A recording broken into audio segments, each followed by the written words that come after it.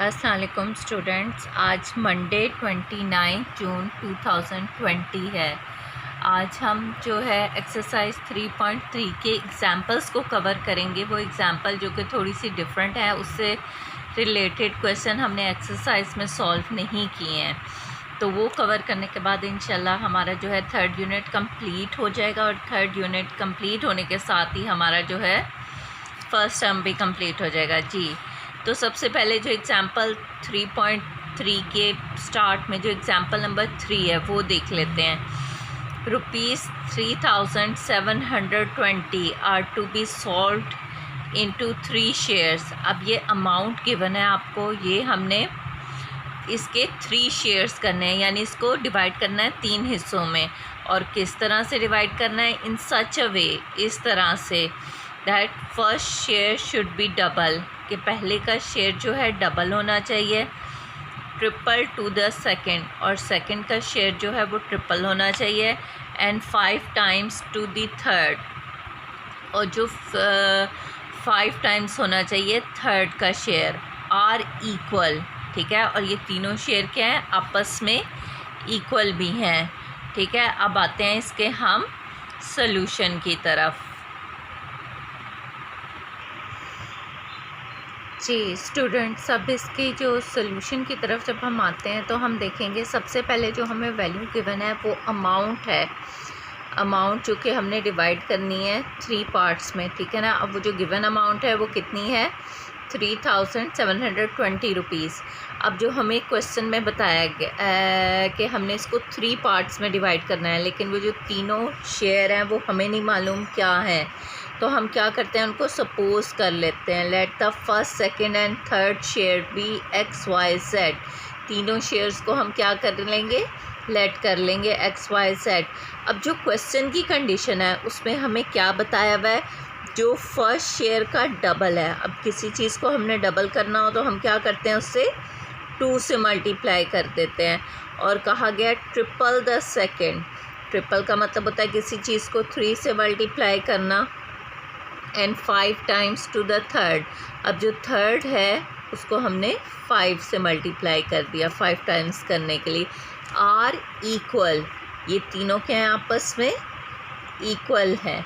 ठीक है, अब थोड़ा सा हमें आइडिया हो गया है जो शेयर्स हैं उनको किस लिहाज से हमने करना है। लेकिन अब ये हमारे पास जो है अभी रेशो नहीं बनी है, क्योंकि अगर रेशो होगी तो उसका सम फाइंड आउट करके हम फिर उसको शेयर्स को फाइंड आउट कर सकते हैं ना। तो हम क्या करेंगे, इस तरह के क्वेश्चंस में आपने इसको, ये तो इक्वल हैं तीनों, इसको हम रेशो की फॉर्म में लाएंगे।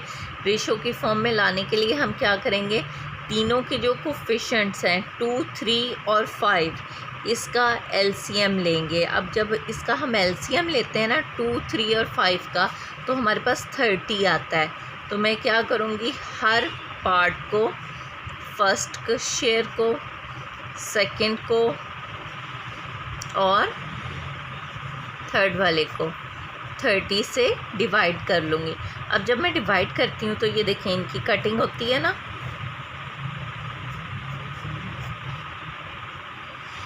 ये आ जाएगा हमारे पास 10 और ये आ जाएगा 1, 6 आर।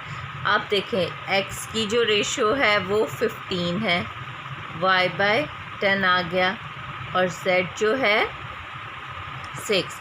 अब आपको पता है x की रेशो 15 बन गई, y की 10 बन गई और z की 6 बन गई। तो इसको मैं कुछ इस तरह से लिख सकती हूँ कि आपको पता है जब फ्रैक्शन में हो तो वो चीज़ जो होती है क्या होती है? रेशो में होती है। तो ये हमारे पास रेशो इस तरह से, और रेशो में हमें तरतीब का ख्याल रखना होता है। x पहले है तो उसकी रेशो 15, y है तो उसकी रेशो 10, z है तो फिर 6। अब देखिए ये रेशो आ गई। अब आप सम ऑफ रेशो फाइंड आउट कर लें।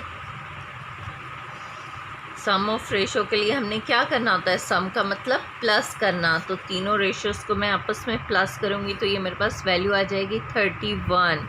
अब ये वैल्यू मेरे पास 31 आ गई।